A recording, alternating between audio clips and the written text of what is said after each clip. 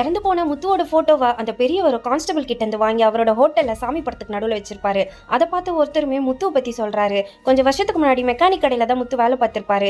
அங்க வந்தா சிவ எட்டான்ன்றவருமே watch repair பண்ணி தர சொல்லியிருப்பாரு. முத்துவுமே இந்த வாட்ச்ல ரிப்பேர் ஆகிறதுக்கு வாய்ப்பே இல்லைன்னு சொல்றாரு. அப்பனா நீ சரி பண்ணி வைன்னு அப்புறம் வந்து வாங்கிக்கிறேன்ட்டு கிளம்புறாரு. அப்ப போகும்போது மஞ்ச பையை விட்டுட்டு போயிருப்பாரு. பார்த்தா அதுல தங்க பிஸ்கெட் இருக்கு. இப்ப முத்துவுமே அந்த பேக்கை எடுத்து வச்சிருப்பாரு. ஆனா அந்த வாட்சும் பேக் இருந்த விஷயத்த அந்த மெக்கானிக் கடையோட ஓனர் கிட்டே சொல்லியிருக்க மாட்டாரு. ஒரு மாசத்துக்கு அப்புறமா சிவேட்டானோ வந்து வாட்சை கேட்கிறாரு. முத்துவும் கொடுப்பாரு. முத்து கிட்டயும் ஏதாவது மஞ்ச பைய பாத்தியான்னு சொல்லி சிவேட்டான் கேட்க முத்துவுமே அந்த பைய எடுத்து கொடுப்பாரு. இதுக்குள்ள என்ன இருந்துச்சுன்னு பாத்தியான்னு கேட்டா முத்துவும் பார்த்தேன்னு சொல்றாரு. அதுக்குள்ள தங்கம் இருக்குன்னு தெரிஞ்சுமே முத்து எடுக்காததால சிவேட்டானுக்கு ரொம்ப ஆச்சரியமா இருக்கு. ஆனா ஓனரும் அந்த பையில என்ன இருக்குன்னு கேட்பாரு. இவருமே தங்க பிஸ்கெட்னு சொன்னதுமே ஓனருமே இப்ப முத்து பிடிச்சி பயங்கரமா திட்டுறாரு. நாளைக்கு ஏதாவது போலீஸ் கேஸ்னா நானும் என் குடும்பம் தான் ஜெயிலுக்கு போகணும். இந்த மாதிரி விஷயத்தெல்லாம் நீ என்கிட்ட இருந்து மறைச்சது தப்புன்னு சொல்லி ஒழுங்கா இந்த கடையை விட்டு வெளியே போன்னு சொல்லிடுறாரு. சிவேட்டானுக்குமே முத்து ரொம்ப பிடிச்சி போயிருக்கா. அவர் நேர்மையா இருக்காருன்னு சொல்லி இப்ப அவரை கூடவே கூட்டு போயிருப்பாரு.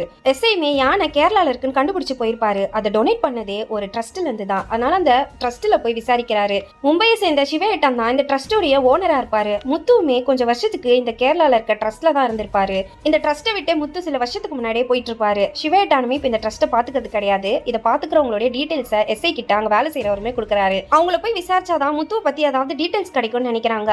முத்து இங்க இருக்கும் போதே ரவுடிங்க வந்து பாம் பிளாஸ்ட் பண்ணதுல முத்துக்குமே பயங்கரமா அடிபட்டுச்சுன்னு அங்க இருக்க கேரளா போலீஸ் எஸ்ஐ கிட்ட சொல்றாரு.